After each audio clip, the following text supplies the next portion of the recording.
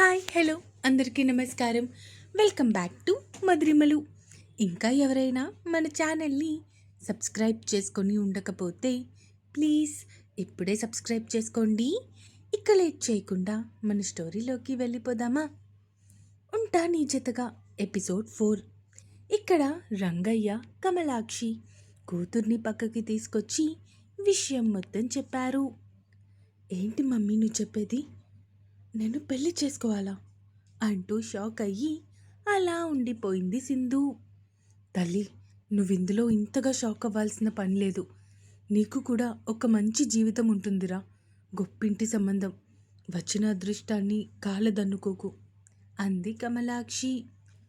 అమ్మా, కానీ ఇక్కడ నా ఇష్టంతో పని లేదా అడిగింది సింధు. సింధు, ఏమి ఆలోచించినా నీ జీవితం కోసమే. నువ్వు పెళ్లి చేసుకుంటే నీ జీవితంతో పాటు నీ తమ్ముడి జీవితం, చెల్లి జీవితం కూడా బాగుపడతాయి అంటూ కార్తిక్ చెప్పినవి అన్నీ చెప్పింది కమలాక్షి కూతురికి. అంటే ఇప్పుడు నేను పెళ్లి చేసుకుంటే మీ అందరి జీవితాలు కూడా బాగుంటాయి అంటున్నావు, అంతే కదా? అవునమ్మా అంది కమలాక్షి. సరే, నీ ఇష్టం, నేను పెళ్లి చేసుకుంటాను అంటూ తన కన్నీళ్లు తుడుచుకుంటూ చెప్పింది సింధు. చిటితల్లి, అమ్మ మీద నీకు కోపంగా ఉంది కదా అడిగింది కమలాక్షి కూతురి వైపు చూస్తూ. నీ మీద నాకెందుకు కోపంగా ఉంటుంది మమ్మీ? అలా ఏం లేదు అంటూ అక్కడి నుంచి బయటికి వచ్చేసింది సింధు. అప్పుడే మీరా, రిషి కూడా బయటికి రావటంతో మీరా సింధు వైపు చూస్తూ, సింధు, మీ సమాధానం ఏంటి అడిగింది మీరా. నాకు ఈ పెళ్ళి ఇష్టమే అంది సింధు. That's great. అయినా అర్జున్ లాంటి యూత్ ఐకాన్ని ఎవరు వద్దనుకుంటారు? గ్రేట్ చాయిస్ సింధు అంటూ సింధు భుజం తట్టి సనా వైపు చూసింది. చెప్పండి మేడం. సింధు కోసం అలాగే అర్జున్ కోసం కొత్త బట్టలు తెప్పించండి. అండ్ సింధు కోసం నగలు కూడా అన్నీ టాప్ క్వాలిటీలో ఉండాలి. వెతికి చూసినా ఒక చిన్న మైనస్ కూడా ఉండకూడదు. ఉదయం జరిగిన డ్యామేజ్కి ఈ పెళ్లితో ఎండ్ కార్డ్ పడాలి అంటూ చెప్పడంతో సనా హేమంత్ని తీసుకొని అక్కడి నుంచి బయటికి వెళ్ళింది. సింధు, నువ్వు అందాక రూమ్లో రెస్ట్ తీసుకో. నీ ఫేస్ కొంచెం వాడిపోయినట్టు కనిపిస్తుంది. ఈవినింగ్ ఫొటోస్కి నువ్వు చాలా ఫ్రెష్గా కనిపించాలి. సో కొంచెం రెస్ట్ తీసుకో. అండ్ దేని గురించి నువ్వు అస్సలు భయపడాల్సిన పని లేదు అంటూ సింధుని రూమ్లోకి పంపించి అక్కడే ఉన్న శృతి వైపు చూస్తూ, మీరు సింధుకి ఫ్రెండ్ కదా అడిగింది మీరా. అవును అంది శృతి చిన్నగా. మీరు నాకు ఒక హెల్ప్ చేయాలి. అదేంటంటే సింధు అర్జున్ లాస్ట్ 1 year నుంచి రిలేషన్లో ఉన్నట్టు చెప్పాలి. వాట్? కానీ సింధు అర్జున్ గారిని కలిసింది ఈరోజే కదా. Just do what I say Shruti. అవసరమైతే పిలుస్తాను, నువ్వు కూడా ఇక్కడే ఉండు అంటూ రంగయ్య కమలాక్షిల వైపు చూస్తూ, చాలా థ్యాంక్స్ అండి.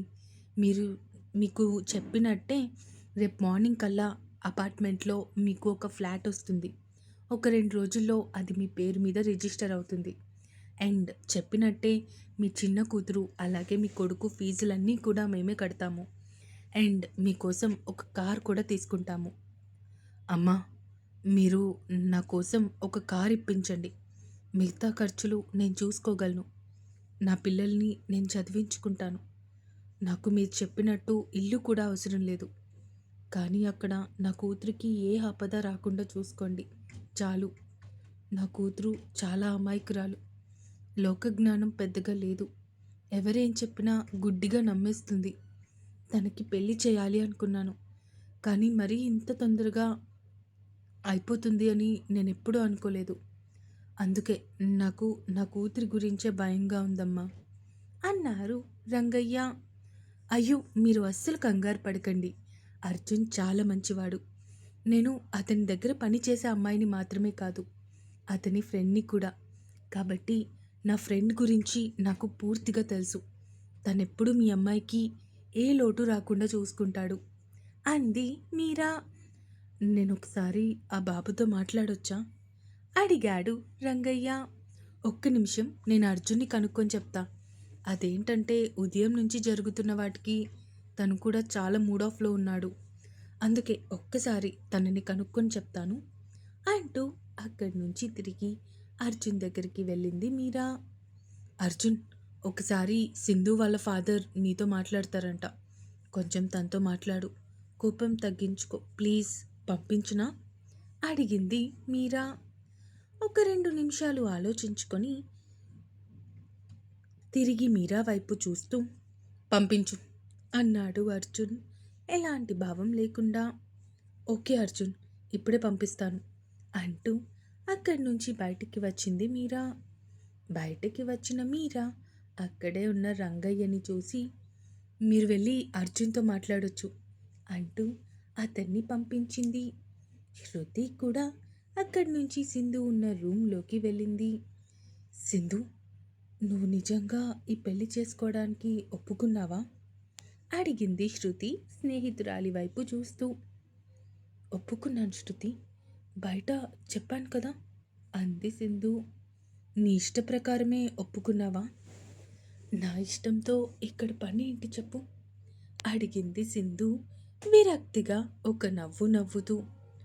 అలాంటప్పుడు నువ్వెందుకు ఒప్పుకున్నావు? వద్దు అని చెప్పొచ్చు కదా.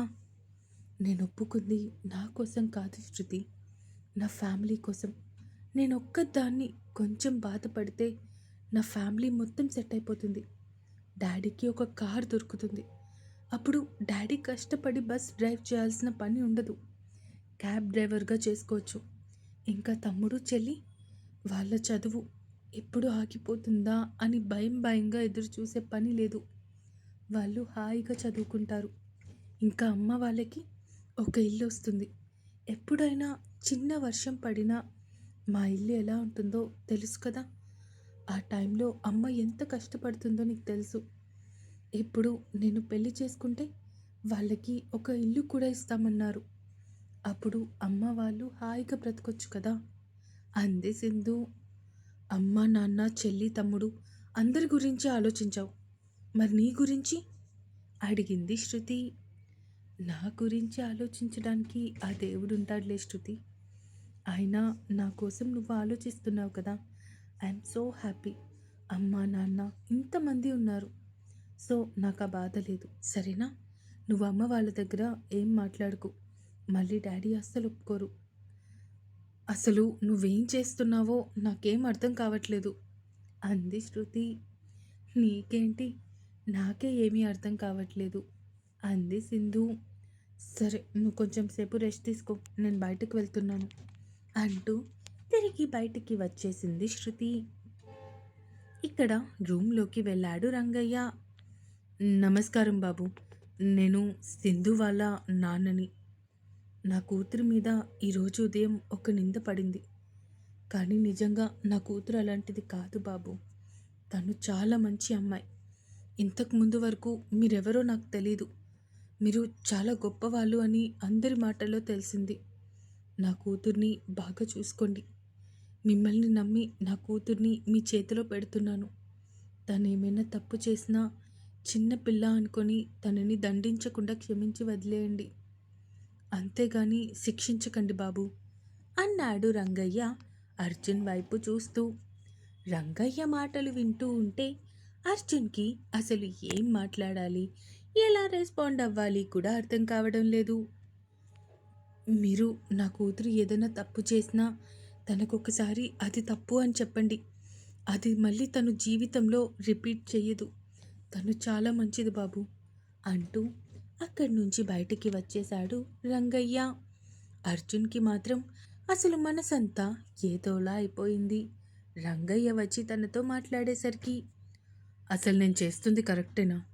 నా ఫేమ్ కోసం, నా కెరియర్ కోసం ఒక అమ్మాయి జీవితాన్ని బలి చేస్తున్నానా అన్న ఆలోచన మొదలైంది అర్జున్లో. రంగయ్య వెళ్ళిన ఒక 5 నిమిషాలకి అక్కడికి వచ్చాడు రిషి. ఏమైందిరా, ఏం ఆలోచిస్తున్నావు? ఏం లేదు రిషి, అసలు మనం చేస్తుంది కరెక్టేనా?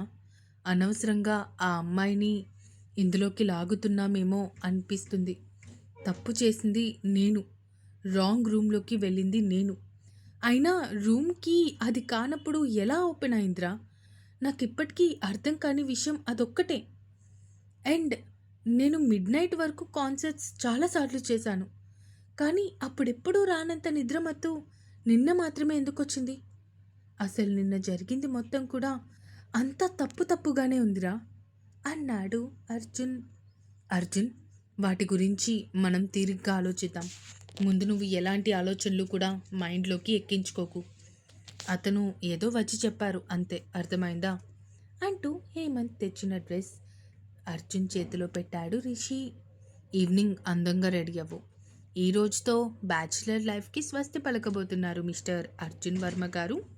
మీరు పర్లేదు, ఆ అమ్మాయి చాలా లక్కీ.